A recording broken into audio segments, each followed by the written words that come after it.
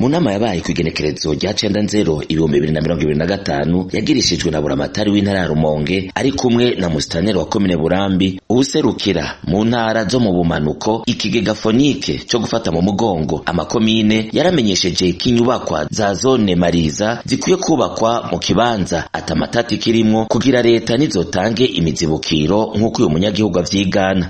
Uwaserukiye fonike mu ntara z'ubumanuko Roger nawe ashoboye kutuvugira aho mu ijambo ryiwe yavuze ko baraba ikibanza atakirimwo atamatati ndetse ata n'umuzibukiro leta izotanga.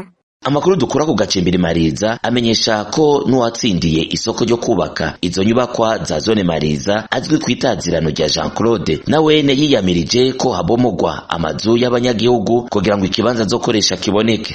Jean Claude yatsindiye isoko yabandanije amenyesha ko adashobora kubaka mu kibanza bomoye amazu y'abenegihugu.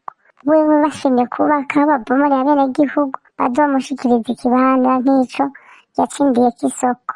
Abategetsi badomwa ku rutoke n'abanyagihugu bo ku gacimbiri Mariza ko bakoresheje igikenye mu kubomora amazu yabo ni buramatari w'intara ya Rumonge, musitanteri wa komine Burambi bari kumwe n'umukuru w'inama mpanuzwa jambo ya komine Burambi. Abanyagihugu babomorewe amazu basaba umukuru w'igihugu Evariste Ndayishimiye ko yo batunganiriza.